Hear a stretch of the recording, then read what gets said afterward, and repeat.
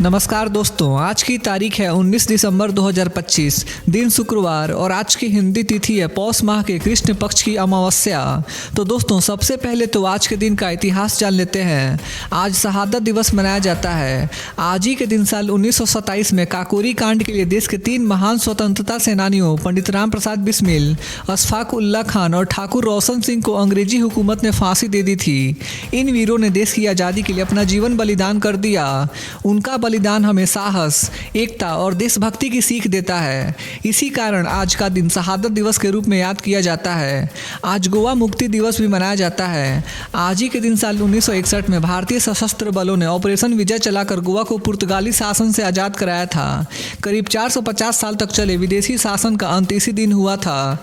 गोवा की आज़ादी ने भारत की एकता और संप्रभुता को और मजबूत किया। तो दोस्तों, ये था आज के दिन का इतिहास। तो चलिए अब जानते हैं आज की देश भर की सबसे बड़ी खबरें। कल 18 दिसंबर को प्रधानमंत्री मोदी की मौजूदगी में भारत और ओमान के बीच CEPA यानी comprehensive economic partnership agreement sign हुआ। इस समझौते से दोनों देशों के बीच ट्रेड और इन्वेस्टमेंट को बड़ा बूस्ट मिलेगा। भारत के एक्सपोर्ट प्रोडक्ट्स को ओमान में आसान एंट्री मिलेगी। पीएम मोदी ने कहा कि यह एग्रीमेंट भारत के बिजनेस, स्टार्टअप्स और MSME सेक्टर के लिए नए अवसर खोलेगा। खासकर टेक्सटाइल, फार्मा, IT और एग्रीकल्चर सेक्टर को बड़ा फायदा होगा। सरकार का कहना है कि इस डील से लाखों रोजगार के नए मौके बनेंगे और भारत की ग्लोबल इकोनॉमी में मजबूत पोजीशन बनेगी। पीएम मोदी ने ओमान की राजधानी मस्कट में रहने वाले भारतीय समुदाय को संबोधित किया। उन्होंने कहा कि ओवरसीज इंडियंस भारत की सबसे बड़ी ताकत हैं। पीएम मोदी ने कहा कि भारतीय जहां भी जाते हैं वहां हार्ड वर्क और ऑनेस्टी से देश का नाम रोशन करते हैं। उन्होंने यह भी कहा कि भारत आज दुनिया की फास्टेस्ट ग्रोइंग इकोनॉमी बन चुका है। भारतीय समुदाय ने मोदी का जोरदार स्वागत किया और भारत माता की जय के नारे लगाए। पीएम ने डायस्पोरा को भारत के डेवलपमेंट जर्नी का अहम हिस्सा बताया। पीएम मोदी और ओमान के सुल्तान हैथम बिन तारिक के बीच हाई लेवल बिलैटरल मीटिंग हुई। इस मीटिंग में ट्रेड, डिफेंस कोऑपरेशन, एनर्जी और सिक्योरिटी जैसे अहम मुद्दों पर चर्चा हुई। दोनों नेताओं ने लॉन्ग टर्म पार्टनरशिप को और मजबूत करने पर सहमति जताई। पीएम मोदी ने कहा कि भारत और ओमान के रिश्ते सिर्फ डिप्लोमेसी तक सीमित नहीं हैं, बल्कि लोगों से लोगों का जुड़ाव है। इस बातचीत से फ्यूचर प्रोजेक्ट्स और ज्वाइंट इन्वेस्टमेंट्स का रास्ता साफ हुआ। ओमान सरकार ने प्रधानमंत्री मोदी को देश का हाईएस्ट सिविलियन अवार्ड दिया। यह सम्मान भारत ओमान के मजबूत रिश्तों और मोदी के ग्लोबल लीडरशिप के लिए दिया गया। पीएम मोदी ने इस सम्मान को भारत के 140 करोड़ लोगों को समर्पित किया। उन्होंने कहा कि यह सम्मान दोनों देशों की फ्रेंडशिप और म्यूचुअल ट्रस्ट का प्रतीक है। विदेश नीति के मोर्चे पर यह मोदी सरकार की एक और बड़ी डिप्लोमेटिक सक्सेस मानी जा रही है। पीएम मोदी ने इंडिया ओमान बिजनेस फोरम को संबोधित किया। उन्होंने बिजनेस लीडर्स से कहा कि CEPA समझौता दोनों देशों के कारोबार के लिए गेम चेंजर साबित होगा। पीएम ने कहा कि भारत मैन्युफैक्चरिंग, डिजिटल इकोनॉमी और ग्रीन एनर्जी में तेजी से आगे बढ़ रहा है। उन्होंने फॉरेन इन्वेस्टर्स को भारत में इन्वेस्ट करने का खुला इन्विटेशन दिया। मोदी ने भरोसा दिलाया कि भारत स्टेबल पॉलिसी और फास्ट अप्रूवल सिस्टम के साथ इन्वेस्टमेंट फ्रेंडली कंट्री बन चुका है। ओमान में अपने भाषण के दौरान पीएम मोदी ने डाइवर्सिटी और पीसफुल को एग्जिस्टेंस पर जोर दिया। उन्होंने कहा कि भारत अलग अलग कल्चर, लैंग्वेज और रिलीजन का देश है, फिर भी यूनिटी हमारी सबसे बड़ी स्ट्रेंथ है।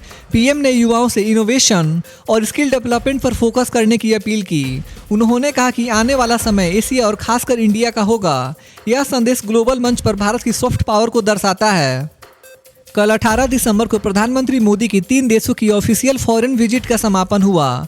इस दौरे में ट्रेड एग्रीमेंट्स, डिप्लोमेटिक टॉक्स और स्ट्रैटेजिक कोऑपरेशन पर फोकस रहा। सरकार के अनुसार यह यात्रा भारत की फॉरेन पॉलिसी के लिहाज से काफ़ी सफल रही। पीएम मोदी ने भारत की ग्लोबल रोल को और मजबूत किया। विदेश मंत्रालय ने कहा कि इस दौरे से भारत के इंटरनेशनल रिलेशंस को नई दिशा मिली है। ओमान में भारतीय समुदाय और स्थानीय लोगों ने पीएम मोदी का ग्रैंड वेलकम किया। कार्यक्रम स्थल पर देशभक्ति के नारे लगे और भारतीय संस्कृति की झलक दिखी।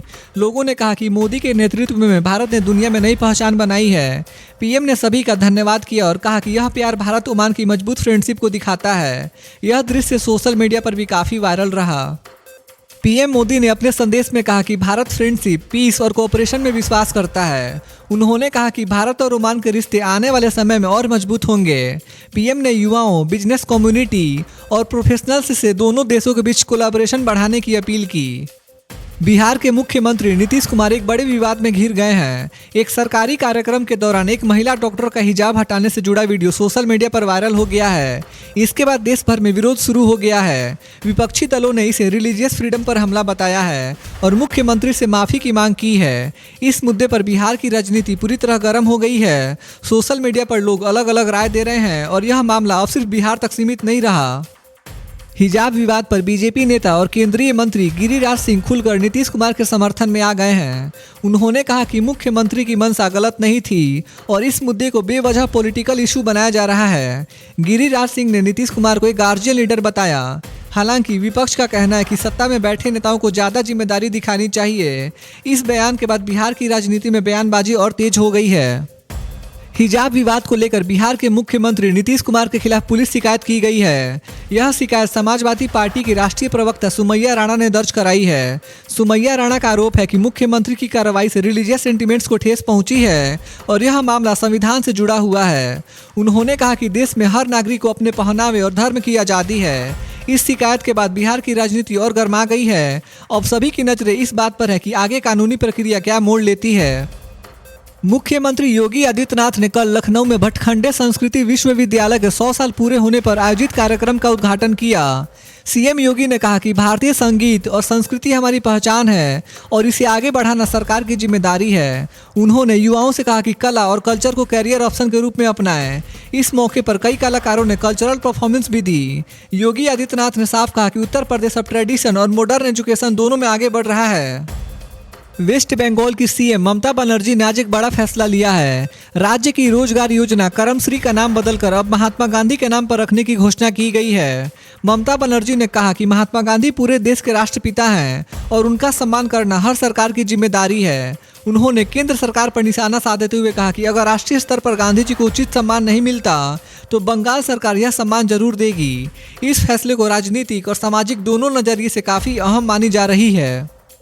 मुख्यमंत्री ममता बनर्जी ने कहा है कि कुछ लोग और कुछ ताकतें जानबूझकर पश्चिम बंगाल की इमेज खराब करने की कोशिशें कर रही हैं। ममता ने साफ कहा है कि फेक न्यूज़ और गलत प्रचार से बंगाल की सच्चाई नहीं बदलेगी। उन्होंने दावा किया कि राज्य में रोजगार, विकास और सोशल वेलफेयर योजनाएं लगातार बेहतर हो रही हैं। ममता बनर्जी ने कहा कि बंगाल आज भी देश के सबसे मजबूत राज्यों में शामिल है। वित्त मंत्री निर्मला सीतारमण ने संसद में सिक्योरिटीज मार्केट्स कोड बिल 2025 पेश किया। इस नए बिल का मकसद शेयर मार्केट से जुड़े पुराने लॉज को एक सिंपल और मॉडर्न लॉ में बदलना है। इसके तहत SEBI एक्ट, डिपॉजिटरीज एक्ट और सिक्योरिटीज कॉन्ट्रैक्ट एक्ट को मर्ज किया जाएगा। सरकार का कहना है कि इससे मार्केट रेगुलेशन स्ट्रांग होगा और इन्वेस्टर्स को ज़्यादा प्रोटेक्शन मिलेगा। एक्सपर्ट्स मानते हैं कि यह बिल लॉन्ग टर्म में इंडियन स्टॉक मार्केट को और ट्रांसपेरेंट और इन्वेस्टर फ्रेंडली बनाएगा।